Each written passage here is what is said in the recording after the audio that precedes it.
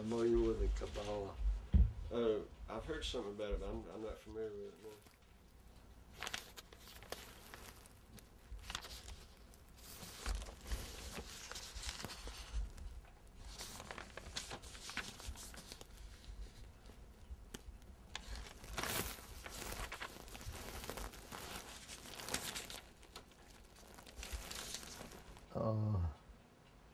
I think there are a lot of people who would feel better if they had some assurance that there are things in the Bible that you can trust.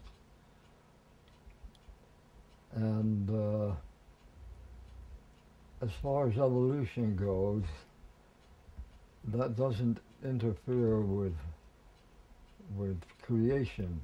Whether God decides to create through evolution or not, it doesn't in any way weaken the power of God. Or when I set out to slowly study the Bible and try to bring some conviction into the reading, I took it word by word, and I got as far as in the beginning. Now you have to picture a person, we'll say a man, you call him Adam or whatever. You have to picture that man standing there and saying, in the beginning.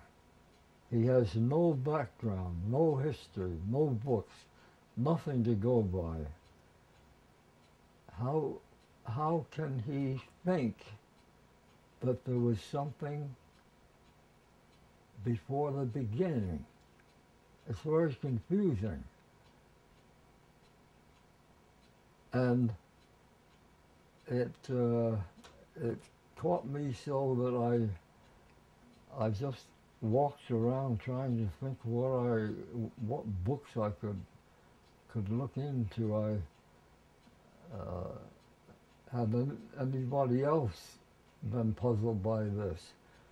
And I happened to pick up this version of the Kabbalah and leaf through, and there was the record of an ancient Jewish scholar who was puzzled by the same thing. How could a man have that concept of something out of nothing in the beginning? It's very confusing, and he's decided that it's simply beyond the human mind to conceive of something beyond the beginning. Then there's another puzzler, that's light. Now we don't have the sun. I haven't mentioned the sun. But there is light. Apparently there is light. Well, now we know that everything, or at least the latest knowing is, we know everything is of light. Everything is made of light. But the sun wasn't brought in until several verses later. Then they brought the sun in. But apparently they had things growing and living and so forth without the sun. So the light must have been there. In some form the light was there. And then they brought the sun in. So that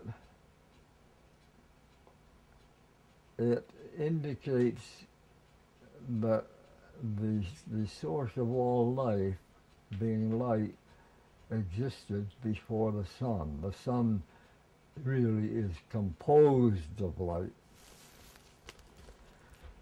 So if you go on to, I think it's verse 27 or so, where the statement comes in, let us make man in our likeness. And that is something to hold on to. If we have been convinced that there was some authority in the Bible up until that point, then shouldn't we believe that we really are in the process of being created in the nature of Jesus Christ? I don't know the terms for stars. I just like to look at them. But if you choose a star and speak that term, your thought is there. You are here, but your thought is on that star. Now that's a whole lot faster than light. And if we do gradually become unable to have some of the power of the Lord, then if we want to investigate a distant star, we have only to think of it and send our senses on our thought. And I don't see, if I'm thinking of this, then it must be possible. Otherwise I wouldn't be able to even think of it. So we will be able to be wherever our thought is. That's the way I feel about the Bible. And then there are other things on through the Bible. There's a lot of the Bible that to me is hardly worth reading. It's just dull history and reiteration of all the stupidity of man, which hadn't in any way dissipated. But we come to the end, Revelations, and I think that there are some verses in Revelations that we should really give some consideration to. Oh, that great city. City can mean nation, can mean anything. And they're all have depended upon this great city and all their commerce. Well, what could it be except the United States? Because that's exactly what it is, where more and more people are dealing with us. Our manufacturing, it's gone wild. I think we'd better give that some thought, because it portends to destruction. And it seems to me that the profit system was set up without any possibility except of developing into master and slave. If you take a little profit, a little of the life of a lot of people and add it to you, you're going to get richer and richer, and they're going to get poorer and poorer. Or in the old description of the Italians, the rich get richer and the poor get less.